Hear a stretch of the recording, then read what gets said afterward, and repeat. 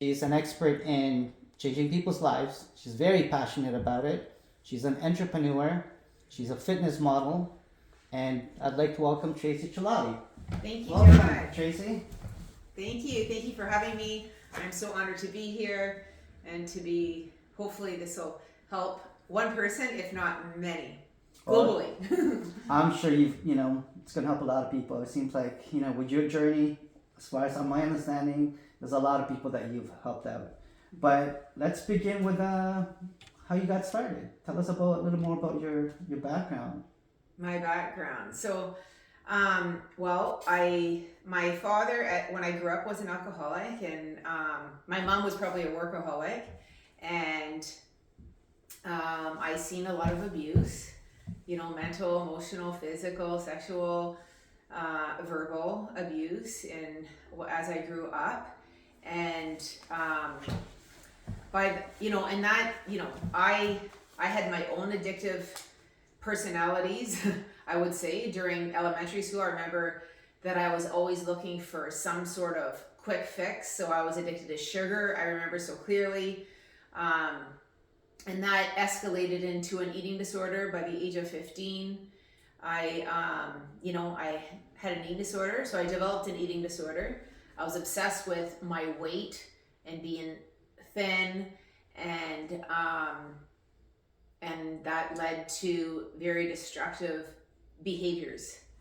So,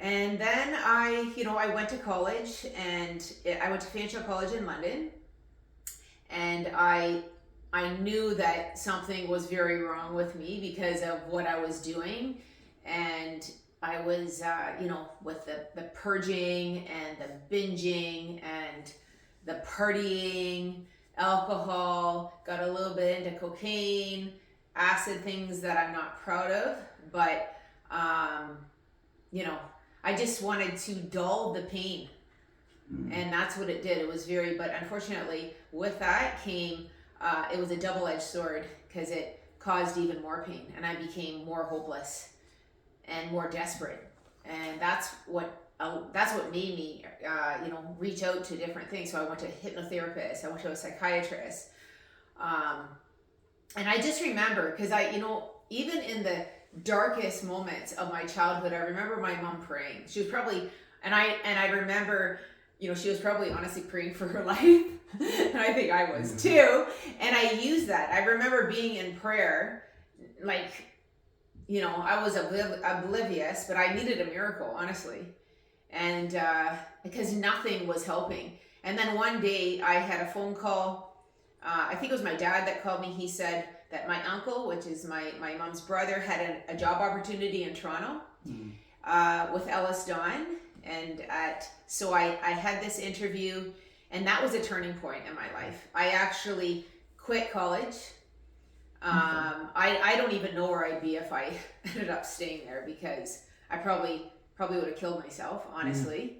So I know the hand of God was upon me then. And my life did take a positive turn.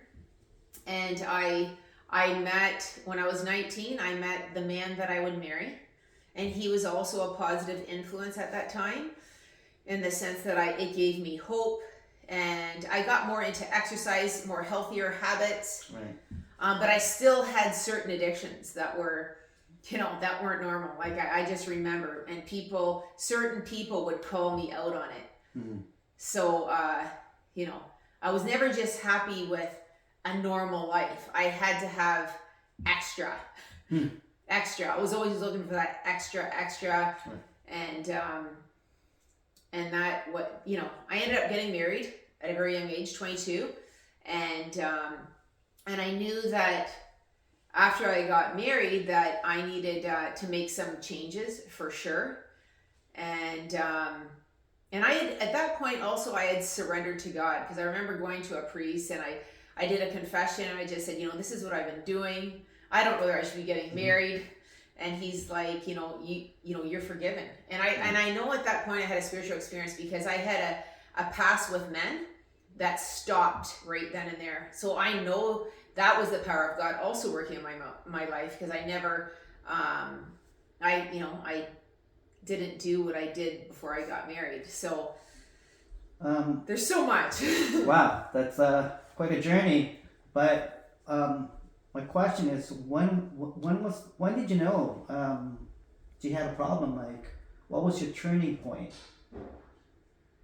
during that period of time? Like with the food, with the with the drugs, and when did Because I you was know? just because I was becoming more hopeless. I was more depressed. I was more alone.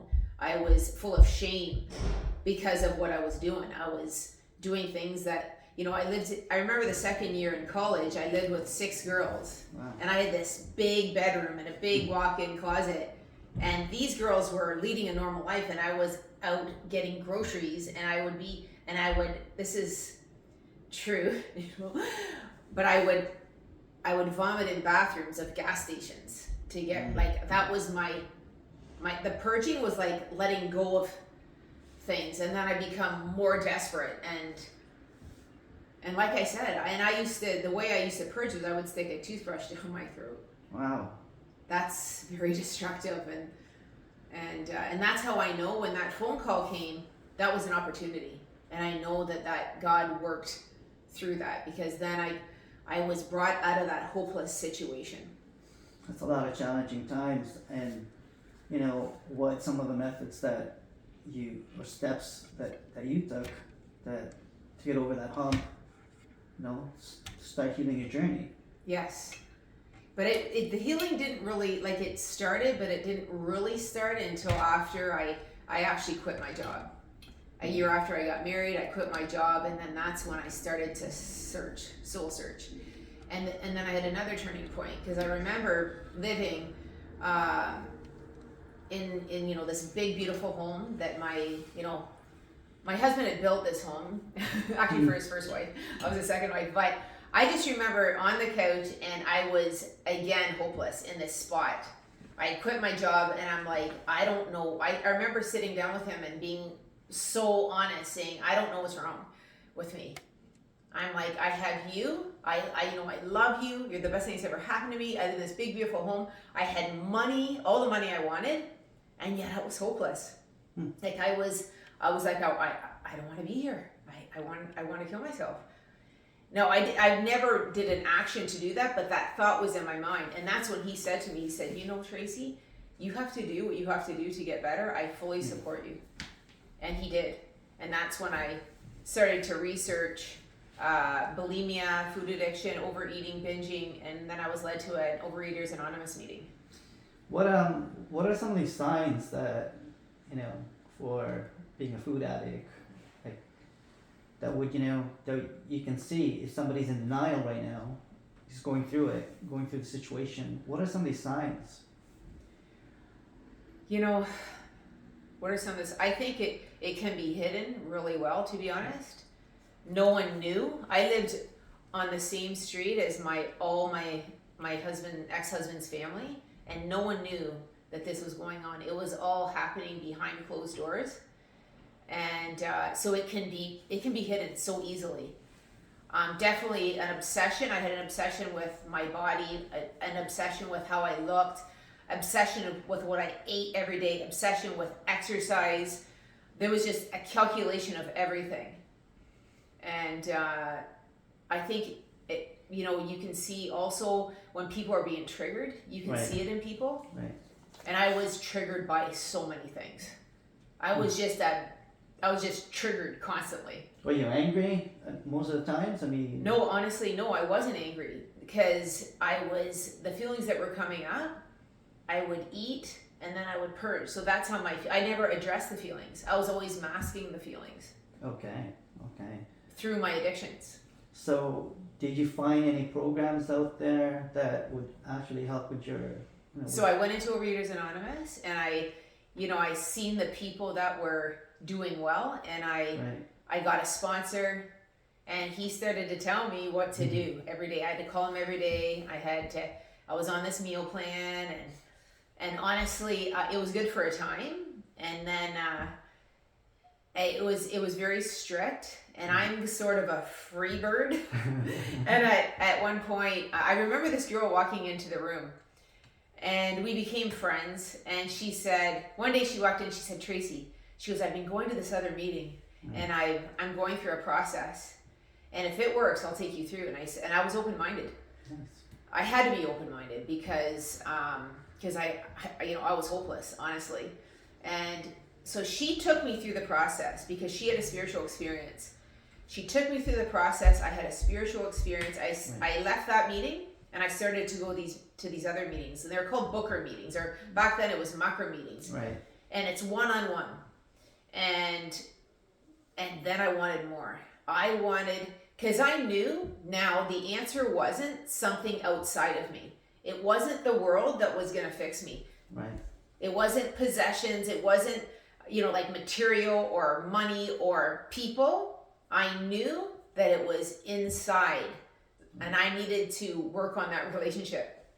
And when I started to go to these meetings, I met a couple people that had this joy and this light in them. And so I ended up going through the process the second time with this gentleman that he didn't have a care in the world, it seemed. He was just free. And I wanted that freedom. Yes. And so he took me through. I learned more about how to handle life when life sends you something, different situations. But then I still was hungry for more. And I remember this other gentleman being there, and one day I went up to him after a meeting, after he spoke, because he was so full of wisdom. He was a recovered alcoholic, and he had been taking so many people. He was just in constant service, helping people, taking through the 12 steps. And I said, will you take me through? And that's when working with him, I believe he was a prophet, honestly, because I had a lot of spiritual experience working with him, and I can't even, you can't explain these things, but I knew that I was being touched. Right. And then I started working with others. I had actually started working with others before that, and that was also helping me because I was passing on what I was being given. Right. The gift of being abstinent, the gift of, and I wasn't 100% recovered at that time. I still had a few slips here and there, but I was bouncing back much faster. So if I slipped, I get right back on. And for me, it was about humbling myself and being honest about my past. It was about admitting my wrongs, and I had many. At that point, I didn't even know how many defects I had. I had no idea. I didn't understand why I was the way I was, but I just kept digging deeper. And I just asked God. I asked God for forgiveness, and I felt the forgiveness of God. And through that, it was just an ongoing process of. Now, it seems like there's a lot of challenging times, but also good help, good support people that you have. Yes. So, if somebody was watching this interview, or somebody's in denial, what would you say to them right now? I mean, the media, social media is everywhere now. A lot of people are trying to get help. Whether it be different kinds of tools, sometimes with one-on-ones, sometimes on social media. If somebody was going through what you're going through, very similar, what advice would you give them if they think they're still in denial? If they're in denial, that's a hard place. That's a tough place, because you got to be in a place of wanting to get help. Right. Denial there's nothing really you can do with someone that's in denial. Right. Because they don't want to get help. They want to stay in their addictions, and that's a lot of people. A lot of people want to stay where they are. They don't want to get better. There's a comfort to being in that circle of insanity. Right. You get addicted to that insanity. You get addicted to that chaos, that high, whatever it is, and then you get addicted to the low. And you have to be able to walk away from it, and honestly, in recovery, it's painful, because you got to look at things that you've never looked at before. You didn't even realize that was there. It's like peeling the onion, right? Right. I mean, So, for someone who's slipping right now, mhm. what advice would you give them? Seek help. I would say go online and just search whatever it is that you're struggling with. To help for whatever you are going through. And I promise you, Google is is a great thing when you're looking for help with anything. Mm-hmm. If you want a solution. So, tell us a bit more about how you got into transformational life coaching, because you're getting quite an attention, but also some of your testimonials. Yes. How long have you been a transformational life coach? I've been a transformational life coach for over 5 years, but what led up to me becoming a transformational life coach was working with others. So I had worked with so many women, like continuously, that and I was seeing the transformation by taking them through the 12 steps.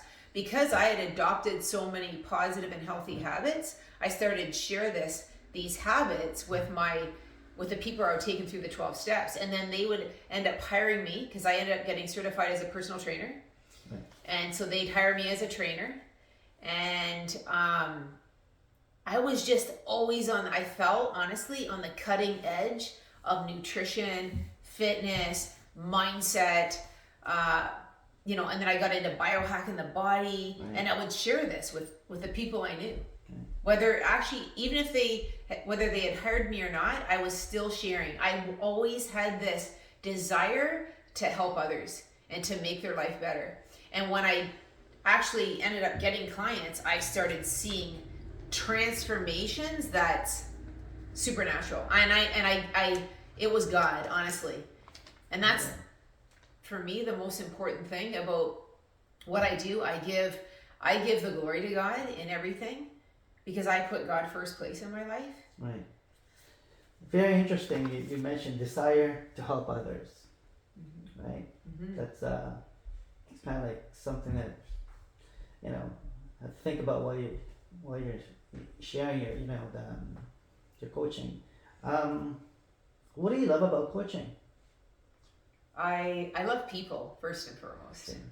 And I love when someone comes to me and they think there's no hope, and they're in a place that's, whether it's depression, whether it's addiction of some sort. I've worked with all different kinds of addicts. I love to give them, let them know that there is a solution, and that anything is possible if they're willing to make changes. Now, talking about changes, you're changing people's lives, but tell us some of your programs that you've created or you have right now, like to offer. I mean, what are some of your philosophy when it comes to coaches? I mean, there's so many different styles nowadays. Mm-hmm. There's the business coaching, there's the health coaching, mm-hmm. but looking at your background, it seems like it's a complete background of coaching that you have, mind, body, and spirit. Mm-hmm. Tell us a little bit more about, some of your methods.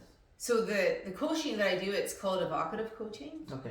So I don't exactly tell people what to do, although I do that, but I allow them I ask questions, and in that they get their answers. Some, through the modalities that I give them, or the tools, they're allowed to get their own answer. So it is. So I'm a certified dream builder coach through the Brave Thinking Institute. I've worked with other organizations. I've worked with a high performance coach, Brendan Bouchard. It's called High Performance. I've done coaching with Tony Robbins, an incredible gentleman that helped me to create my own 12-week program. So I have my own 12-week program that I created that is honestly everything that I used to recover, in every possible way. Every week is focused on a different, right. Yes. So I have my own 12-week program, but I also have another 12-week program that's, it's called a Dream Builder program. And it's all about, where do you want to be in 90 days from where, it's about bridging that gap. Okay. Bridging the gap from where you are to where you'd like to be 90 days from now. Okay. I see. One other question I wanted to ask you is, during the time of the pandemic, the last 2.5 years, you know, a lot of these people are, you know, we're not used to being locked in, right? Working at home, as you already know, well aware of, like, mental health is an issue. You know, domestic violence. It's up in a rise in addiction again. It's always. What have you learned as a coach? What did you see out there in the last 2 years? What you observe with people, and you know that you can use, that you use it, the tools that you have every day, the pros and cons. So for myself, because of my past, and this is a little bit a part of my story, but after my son was born, that was the year of the 9/11, the Twin Towers. Right. A lot happened that year. My father-in-law died suddenly, like it was just tragedies, and my marriage started to go down. I think I was experiencing a little bit of postpartum depression, but back then there was no such thing as postpartum depression. And my son's 21 now, but and at that point also, I had the 12 steps. I didn't know it, but I needed more. And I had the community, but it wasn't enough either. And I was probably a little bit more, I was too dependent, if you can imagine this, upon people. I probably wasn't going to God enough. And as a result of that, and you know, I trusted people, and it ended up boomeranging, and I hit another bottom. And I had, because of the issues that my husband at the time were going through, I had anger, rage inside of me. He was reacting, and to make a long story short, I ended up in Sunnybrook Hospital against my own will. They did an intervention, so my family did an intervention, and that was probably the darkest point in my life. I didn't understand why I was being locked up. So I got locked up for 3 days, and I felt in my heart that it was done unfairly. I thought it was done, it was like I felt betrayed, and I was left alone. And I know it all happened for a reason now, but back then, you know, for 2 weeks, I was the sole. Honestly, I was the one that took care of my kids. My kids at that point were almost 1, 3, and 5, and I felt they were ripped, you know, taken away from me, right. And they were reacting, and and then 2 weeks after, so I spent 2 weeks in the hospital, 3 days locked up of that. I came out of the hospital, went right back to being a mother, and I just thought, I had to get over that. Yeah. That was the hardest in my life. That was the hardest point in my life. I mean, it's very similar to the lockdown that we had. I mean, the darkest hour that most people are, you know, not used to, because we live in a world that's so busy. Everybody's in a fast pace, trying to keep up with the Joneses. And the question I want to ask you too is, how do you find balance in your day-to-day life? So the reason I just want to finish. The reason why I brought that story up is because when that lockdown happened, for me, because I had been through what I had been through,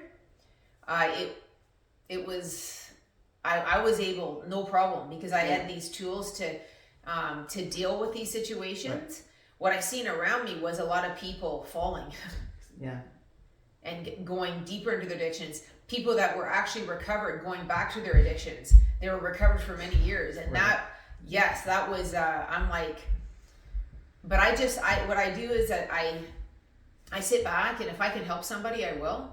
But ultimately, I'll say again that they have to get to a point where they want the help.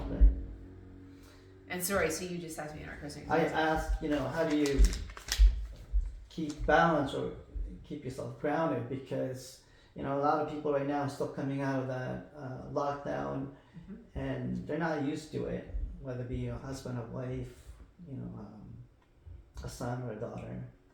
I mean, it's dramatic for many people. It's traumatic too, right? Because, you know, supposedly we're trying to get back to normal, whatever normal is. But the last 2 years have taken a lot of effect globally not just here in Canada. I'm glad you answered that because it's tough for many. Very. And and I'm sure that you've seen so many friends, family that are going through it. I have. Even now, and so that's why one word, one answer can make such an impact right now. And I'm glad that you're able to help out a lot of these people. So my question that I had is, how do you stay grounded? How do you stay focused? Because there's a lot of tools that people might need, and somebody's listening right now, and you might be able to help them. So the tools that I use, I have to say that communication is so important, and how you're feeling and getting out your feelings, whether it's someone that you truly trust or developing a practice of daily journaling. You're journaling out your feelings, like what you're going through. Okay. That's so important because you want to process what you're going through. Going outside in nature and have that conversation with your higher power. That's so important. Moving your body every single day. These are non-negotiables that I have in my life.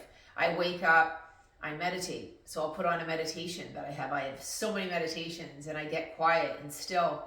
And then after the meditation, I go into prayer. And I have a community of believers that I connect to 6 o'clock in the morning that are very strong believers. And that elevates me. I've also seen you taking your dog for a walk. So is that something therapeutic? Is that something more therapeutic? Meditative? Oh yeah. Right. Out in nature every day. Every day with my dog. She's a healer. 100%. She is a healer. Definitely a healer. I mean, I've had a chance to spend time with your dog, and absolutely a healer. Yeah. Right. But so that's your ritual for day to day. I mean, every day. That's nutrition, hydration, so important.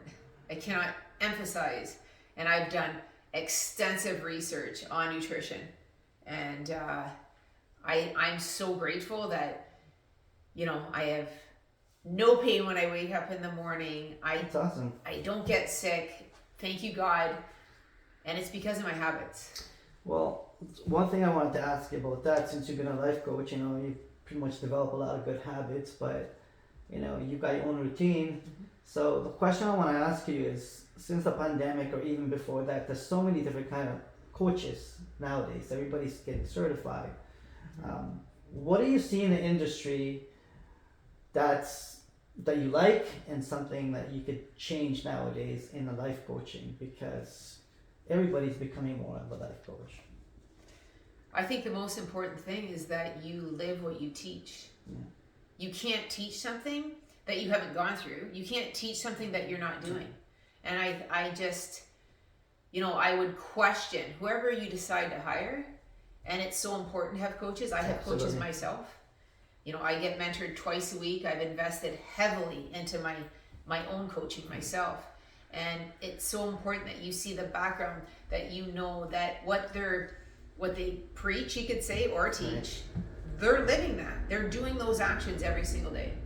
If somebody was to want to hire a life coach, depending on what kind of life coach, I guess, what some of the requirements that they should be looking for? What do you think is a really good life coach? I think someone that definitely has a very positive attitude, positive mindset, someone that's healthy, that literally that's vibrant, that's energetic, that loves life, loves their life, has healthy relationships with their family and friends, and they're always seeking to become better. That 1% better every day, I could say, just being inspired, that that coach is being inspired every single day, somehow in some way. I'm glad you mentioned that, because a lot of people becoming life coaches, getting certified, they think they're gonna get rich, fast money, but you've put a lot of time and effort in investing in yourself, because it's not just about the money, right? No. And I'm glad you mentioned that, because it's all about building that relationship, as you're describing it. So, which is so important nowadays. Yes. So, what's ahead for Tracey? What's ahead for you? Well, I'm going to be writing my own book. Oh, it's amazing. I'm extending right now my my 12-week program into a VIP program so that someone can work with me for 6 months instead of 3 months. Right. I'm doing that. I've been doing vision workshops. Nice. Yes, I'm very excited to do that, to get up and stand in front of people and share this program that I have. Is that a 1 day, a week, 3 days? Like, tell us a bit more about the vision workshop. The vision workshops I'm doing right now, honestly, they're from 1 hour to 3 hours. Okay. Yeah, and then I offer strategy sessions with anybody that wants to go deeper into their, their goals. Is that for a whole group, for a one-on-one or a group setting? One-on-one, and so my plan also is to have groups. I've done it. I did it through COVID, groups, right. And I want to go back to doing groups again. Okay. And anything coming up for the next couple of weeks for you? I have a vision workshop coming up February 19th. Okay. It's at Mortgage Scout. And if you want more details, please, reach out to me and I'll give you the address. And like I said, I'm extending my program, my 12-week program, so I'm working on that. Okay. One last question. What advice would you give everybody out there right now who is struggling, going through some trauma, whatever issue they may be going through, and how can they reach out to you, and what are the steps that they need in order to get over that hump?